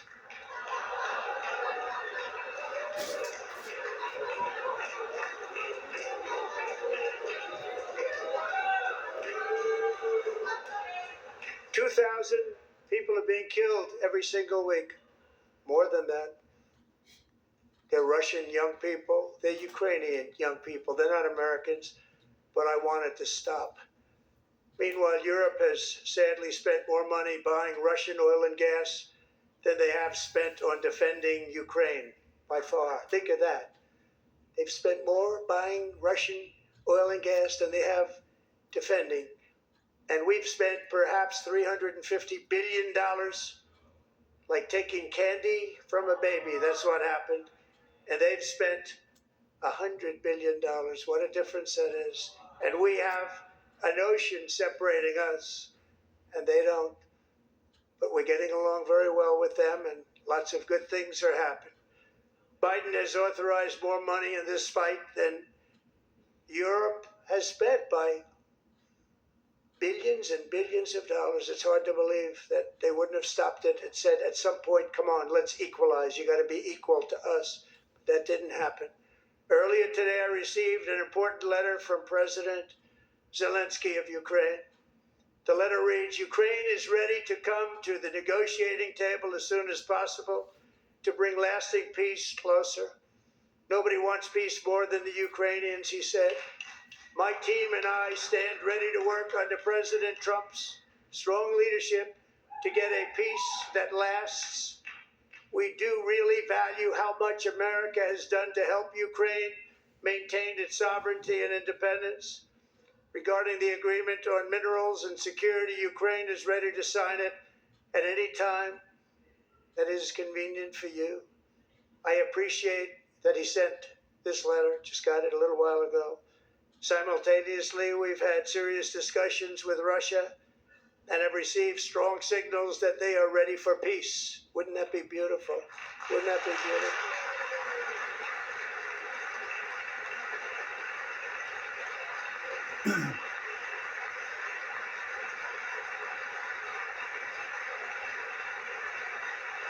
Wouldn't that be beautiful?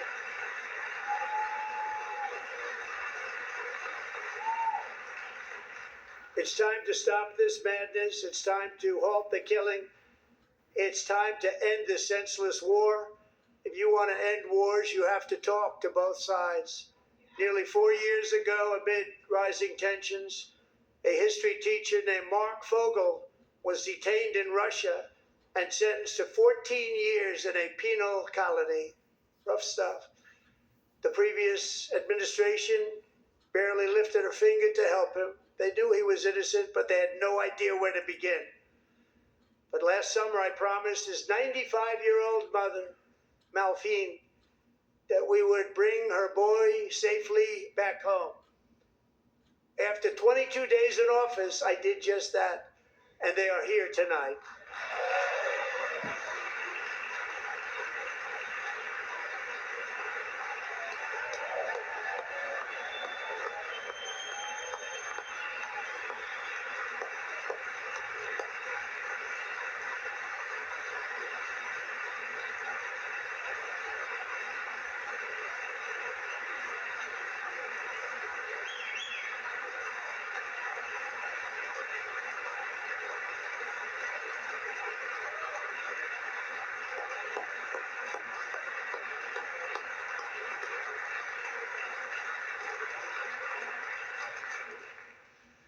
To Mark and his great mom, we are delighted to have you safe and sound and with us.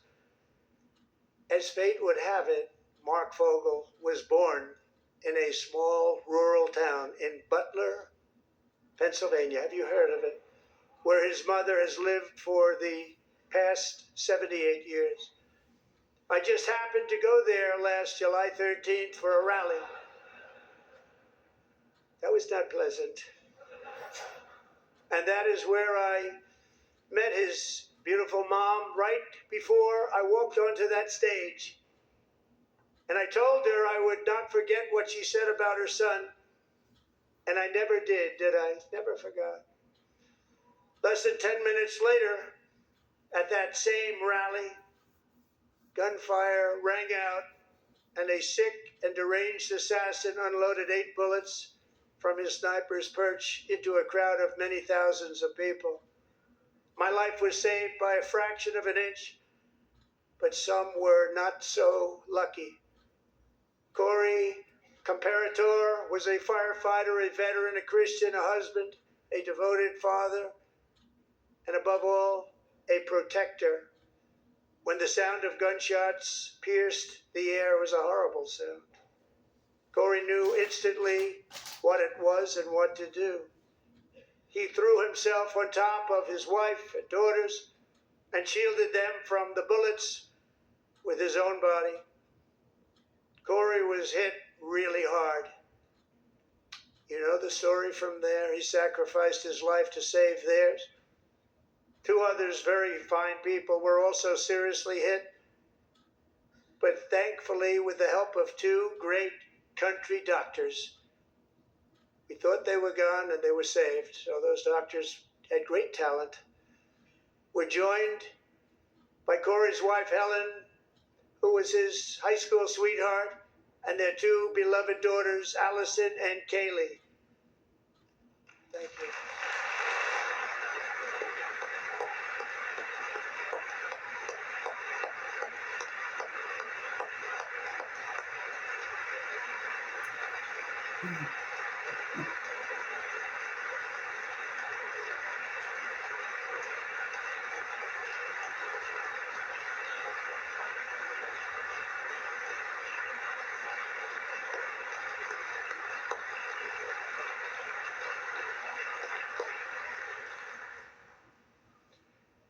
To Helen, Allison, and Kaylee, Corey is looking down on his 3 beautiful ladies right now, and he is cheering you on. He loves you. He is cheering you on. Corey was taken from us much too soon, but his destiny was to leave us all with a shining example of the selfless devotion of a true American patriot. It was love like Corey's that built our country, and it's love like Corey's that is going to make our country more majestic than ever before. I believe that my life was saved that day in Butler for a very good reason. I was saved by God to make America great again. I believe that.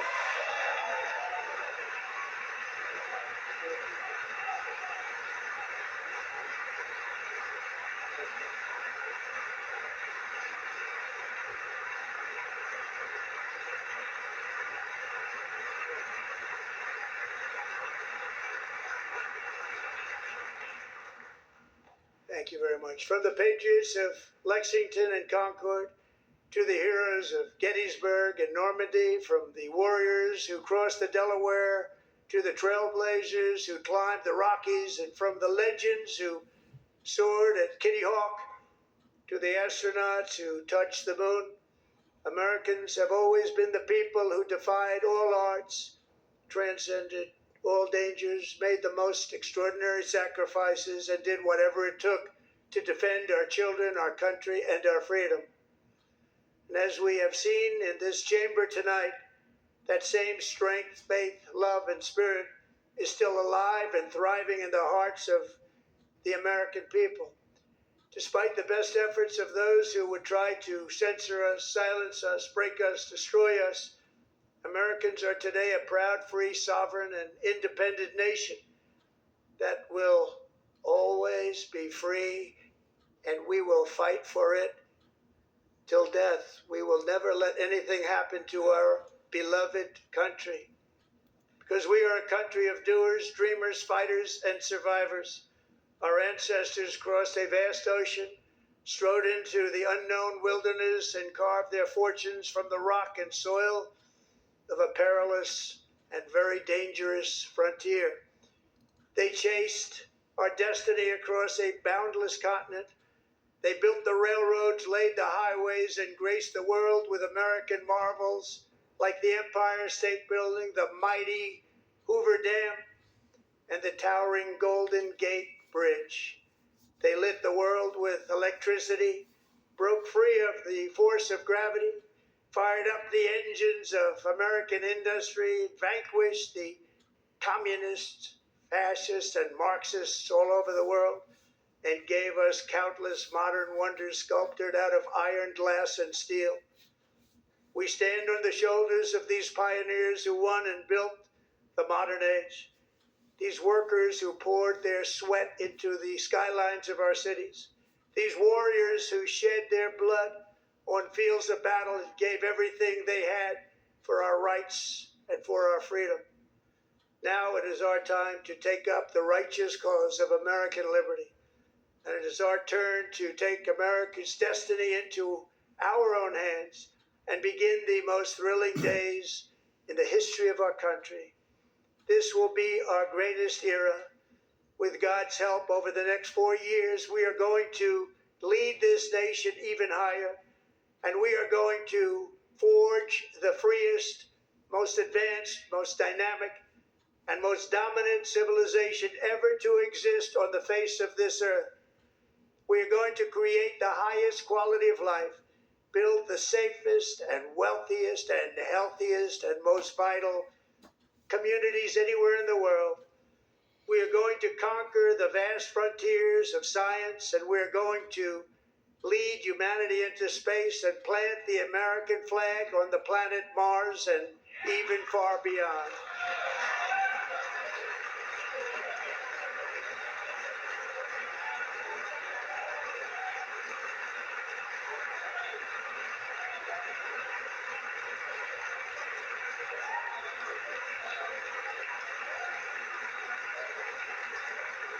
And through it all, we are going to rediscover the unstoppable power of the American spirit.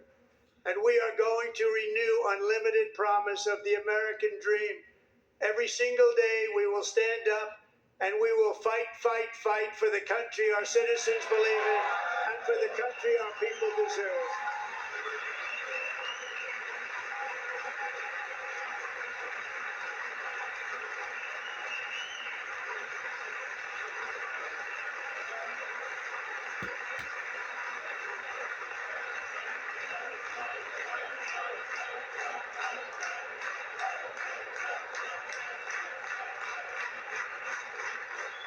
My fellow Americans, get ready for an incredible future, because the golden age of America has only just begun. It will be like nothing that has ever been seen before. Thank you, God bless you, and God bless America.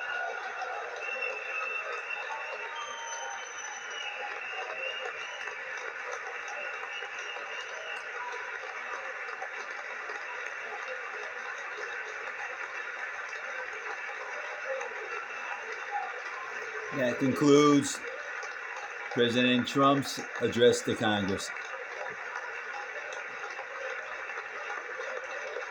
March 4th, 2025.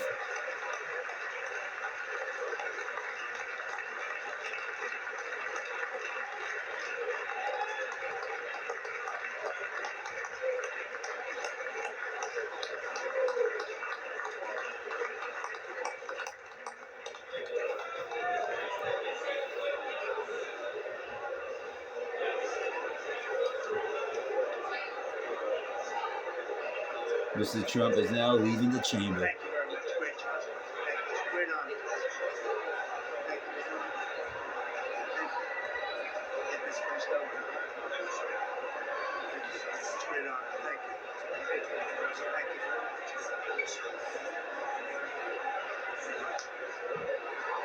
Thank you very much. Appreciate it. Thank you. You see your sister? I'm trying to. Great job. Thank you. That's perfect. Thank you very much. Appreciate it. Thank you again. Thank you again. Won't forget. So good. That's good. So good, sir. Terrific, Mr. Grill. It's really nice. Thank you. Yes, sir. Job, Mr. President. Thanks. Great job. Great.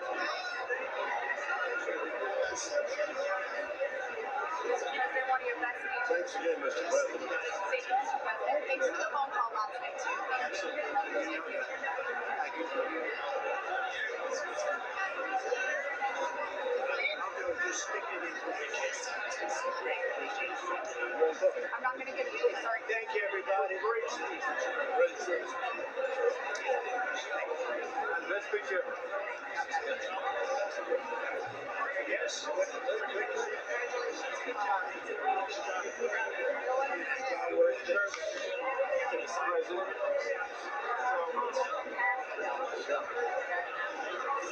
President Roger Williams, thanks for the call. I love Roger Williams. Thank you. You don't have to introduce yourself. I know you better than you do, Roger. Thank you so much. It's like great baseball. America. Good job.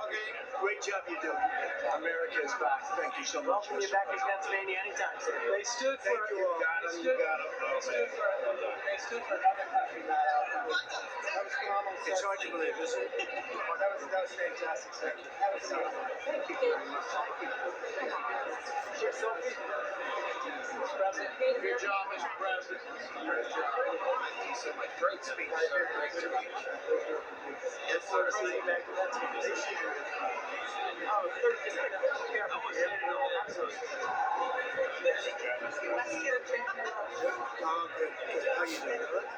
Did you get a chance to shake his hand earlier? Do you want me to get a picture of you shaking his hand or anything? You're good. Thank you so much. Let's do violence. Thank you, darling. Sir, thank you. I love you. Best speech on the board ever. Ever. It was so good. So good.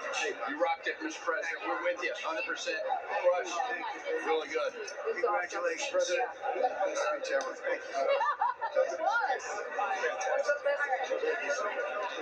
Mr. President, that was a great speech.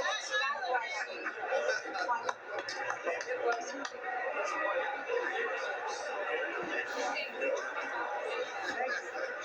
Great job.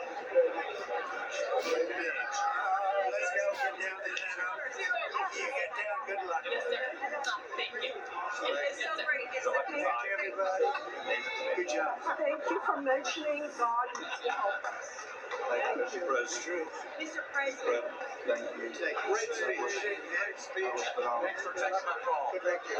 Yeah. Man. Thank you for staying You strong. really triggered those people. Yeah. Tremendous, Mr. President. Thank you. Thank you so much. Thanks for the beneficial ownership man this week. Oh, yeah. Thanks for mentioning the farm. Well, we love our farmers. Thank you, man. Thank you, Mr. President. You earned this night. Thank you very much. I appreciate it. Worked your ass off for it. Thank you, Mr. President. Thank you. Thank you. Great again, President. Thank you. Good first stand here. I did indeed. You better believe it. Very well done, Good sir. endorsement. President, home run. Thank you. Great job. Killed it. Thank you, Mr. President. Thank you, everybody. You did great. Thank you. Good job. Hey, great to see you. Slam dunk. You're doing good. Thank you, sir. You did amazing, per usual. Thank you. I'll see you. Thank you. Yes, sir. Thank you. Hey, cheese. Thank you. Love you, Mr. President. Yes. Thank you, everybody. Look at this beautiful. New Congressman from Eastern Washington. We've never met. Oh, Michael that's Baumgartner. great. I was one of Mike Leach's best friends. Oh, that's He thinks good. very highly Mike of you. was great. Tremendous. He was a great guy. Great. Great. Thank you. Thank you. Home run, man. Yeah, right. Home run. Home run. That was a good one. President, good to see you, sir. Good job. Thank you very much. Looking good. Look at him. I need to talk to you about buildings, some public buildings. You let me know. I will. Sir. Mr. President. Mr. Trump leaves the chamber. With that, we'll conclude this video.